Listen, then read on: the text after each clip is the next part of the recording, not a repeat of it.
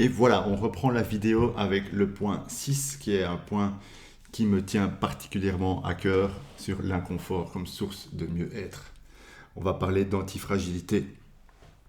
Il y a un écrivain qui s'appelle Nassim Nicolas Taleb qui a écrit un bouquin sur l'antifragilité qui est pas mal mais un peu difficile à lire. Je ne le recommanderais pas forcément pour ceux qui n'ont pas l'habitude de lire des pavés.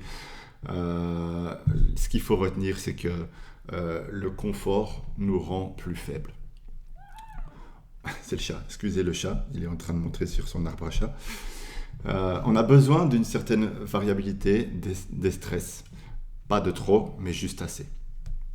Donc en gros, il va falloir accepter de sortir de sa zone de confort régulièrement, avec des doses de stress qui sont mesurées, adaptées à la situation dans laquelle on est, pour évoluer, pour atteindre son potentiel. Et ça, c'est vraiment capital. C'est pas possible d'atteindre son potentiel si on ne comprend pas cette notion-là. Et pour ceux qui me connaissent, on va en parler après. J'ai découvert il n'y a pas longtemps tout ce qui est exposition au froid avec Wim Hof, qui a ouvert encore une autre dimension de ce que je connaissais de tout ce qui était stress et adaptation. Et voilà, vraiment capital cette notion de sortir de sa zone de confort. On va voir un petit peu les différentes manières de le faire. Ici, je vais vous parler de Wim Hof. Donc, c'est un Hollandais qui détient plus de 20 records du monde. Il a gravi l'Everest en short. Il a grimpé le Kilimandjaro en 3 jours. On pourrait croire qu'il est juste adapté à la résistance au froid, mais c'est vraiment pas que ça. Donc, il sait gérer son mental pour s'adapter à plein d'autres situations. Entre autres, il a couru un marathon dans le désert sans s'hydrater. Donc on voit de quoi le corps humain est capable avec la volonté et avec certaines techniques. Donc il peut maintenir sa température corporelle grâce à des techniques particulières de respiration. Il peut aussi influencer son système immunitaire et ça a été testé et étudié scientifiquement. Euh, voilà, je ne vais pas plus loin dans la description de ces études ici. Donc là, on voit une photo où ils ont étudié, on lui a injecté euh, une substance produite par Escherichia coli qui génère normalement des fièvres très importantes et des maux de tête et des réactions du système immunitaire un peu très intenses.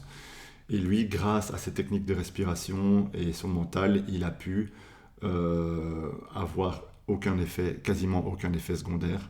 Et on a étudié, on a fait des prises de sang, on a pris son pouls, calculé sa respiration, les gaz qui s'échangent dans son sang, etc. Et on a vu entre autres que l'adrénaline générée était en partie responsable de la gestion du système immunitaire. Donc clairement, quand on fait des hyperventilations, on décharge beaucoup d'adrénaline. Je ne vais pas rentrer plus dans les détails ici, mais en gros, il a montré que on pouvait influencer son système nerveux et son système immunitaire grâce à des respirations. C'est des choses que on ne pensait pas être possibles. Donc il dit souvent, on réécrit les manuels de sciences grâce à ces études-là. Bon, il a rien inventé quelque part, il a mis dans un package des techniques qui existaient déjà avant, et puis il les a médiatisées grâce à ses études, etc. Donc, la première fois que j'ai entendu parler de lui, ma première réaction c'était de me dire que c'était un vieux fou qui s'était tellement exposé au froid qu'il avait développé une résistance, et voilà. J'étais sur le point de zapper et passer à autre chose, et puis quand j'ai vu que ça avait été étudié et qu'il avait pu reproduire ça sur des gens tout à fait normaux, je me suis dit, ah ouais, ok, on a tous cette capacité de développer des sortes de super pouvoirs. Il faut juste arriver à aller la chercher et croire que c'est possible. Et donc lui nous montre que c'est possible.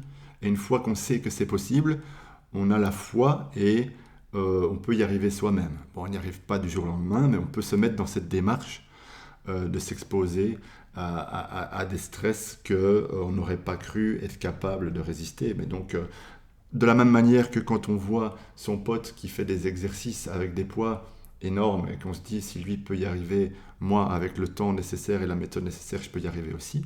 Quand on voit un Wim Hof qui monte l'Everest en short, on se dit je vais peut-être pas monter l'Everest en short, mais je peux au moins essayer de prendre une douche froide, je peux au moins essayer de prendre un bain glacé. Une fois que les douches froides sont faciles, et observer qu'est-ce que ça modifie dans mon corps, dans mon mental, et profiter des bienfaits de toutes ces techniques-là.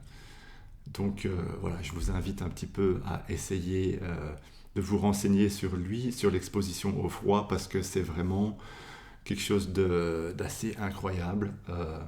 Moi, j'ai eu la chance d'encadrer, d'aider des gens à vivre l'exposition au froid à CrossFit Wavre avec des bains glacés. On a fait au moins 30 à 40 initiations, enfin 30-40 personnes qui l'ont fait, et tout le monde y est arrivé. Donc c'est vraiment à la portée de tout le monde, alors avec des réactions parfois différentes, certaines personnes qui sortent plus tôt que d'autres, mais on sait que tout le monde en est capable. Bon, évidemment, avec l'encadrement, avec la méthode, avec la préparation. Donc ici, j'ai mis un petit encadré avec les quelques bénéfices de l'exposition au froid. Donc en termes de neurotransmetteurs, on voit que ça relâche de la norépinéphrine et de la dopamine.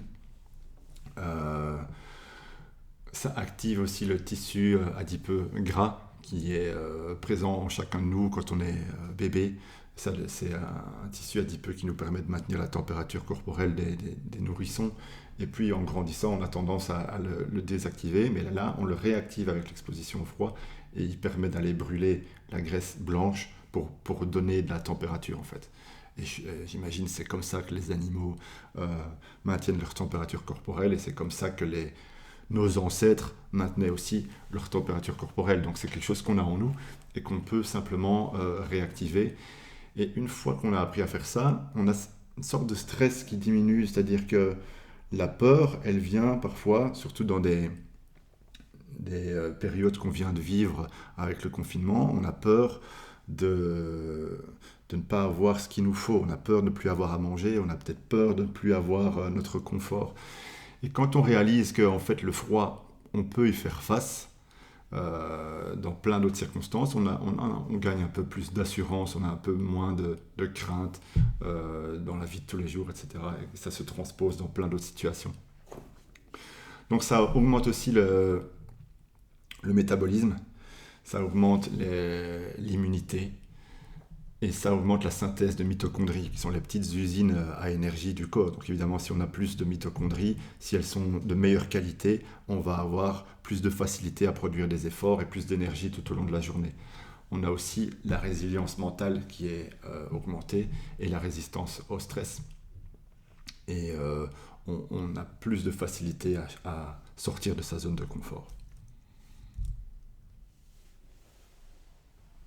Donc je vous invite à lire le livre « Ce qui ne nous tue pas » de Scott Peck, qui est un livre fabuleux. Moi je l'ai acheté déjà 6 fois parce que je l'ai offert à des potes, à la famille, à gauche, à droite. Et ici j'ai mis juste une photo d'une interview de lui par le docteur Rhonda Patrick, qui est vraiment top. C'est en anglais, mais c'est abordable. Et elle est forte dans tout ce qui est scientifique, mais avec la vulgarisation, donc elle emploie quand même des mots qui sont faciles à comprendre par tout le monde, et des concepts. Donc elle fait des recherches, et elle essaye d'expliquer au grand public les résultats de ses recherches, et donc elle l'a interviewé, et c'était très intéressant. Voilà, je relis juste un petit peu en anglais, j'essaie de peut-être traduire en vitesse. Donc elle dit que l'exposition au froid peut même réduire la dépression, rien que les douches froides. Donc j'ai vu des émissions avec des médecins qui faisaient l'expérience de soigner des gens rien qu'avec ça, et ça marchait pas mal. Donc ça dégage de la norépinéphrine dans le cerveau. Et donc ça améliore l'humeur, et aussi tout ce qui est réduction de la douleur et de l'inflammation. Donc plein de trucs positifs. Maintenant, je fais une petite parenthèse. On a tendance à croire que l'exposition au froid, il y en a qui l'utilisent en récupération après un effort. Il faut éviter de faire ça systématiquement après un effort. Nous, ce qu'on conseille, c'est de faire ça les jours off ou avant, mais pas après, pour pour quand même, parce que l'inflammation est souvent bénéfique juste après l'effort. C'est ça qui va permettre de devenir plus fort, de synthétiser plus de muscles, etc. Donc on ne va pas essayer de réduire l'inflammation systématiquement après les efforts, il vaut mieux faire ça les jours off. On peut aussi s'exposer au chaud. Donc ça fait partie des processus, ce qu'on appelle hormétiques. Donc l'hormèse, c'est le fait de devenir plus fort petit à petit quand on s'expose à un stress. Clairement, quand on fait des saunas, c'est ce qui va se mettre en place. On a toute une série de bénéfices à l'exposition au chaud. Donc, clairement, c'est un inconfort. Si on le fait comme il faut, après 5-10 minutes, un quart d'heure, en fonction de la température du sauna, on a envie de sortir. C'est à ce moment-là qu'on doit se dire non, je me calme, j'agis sur ma respiration et je reste encore quelques minutes pour vraiment amener une adaptation du corps. Le régime intermittent, on en a déjà parlé, c'est aussi un processus hormétique. Et l'exercice, c'est un processus hormétique aussi. Tout ça, c'est de l'inconfort. C'est j'ai trop chaud, mais je reste quand même, je suis dans l'inconfort. J'ai faim, mais je mange pas, je suis dans l'inconfort. C'est lourd, je fais de l'exercice, je déplace des charges, c'est difficile, je suis dans l'inconfort, mais je continue quand même. Et donc tout ça, on rejoint l'antifragilité. Donc on se soumet à des stress qui vont nous renforcer et nous permettre d'atteindre notre potentiel et amener un mieux-être.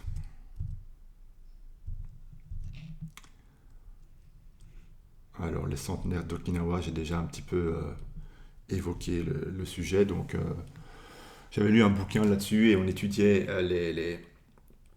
leur style de vie, et donc en gros c'était du mouvement, ils marchaient 7 km par jour, ils mangeaient 7 fruits et légumes, il y avait le chiffre 7 qui revenait tout le temps comme ça, ils rigolaient beaucoup, la joie de vivre.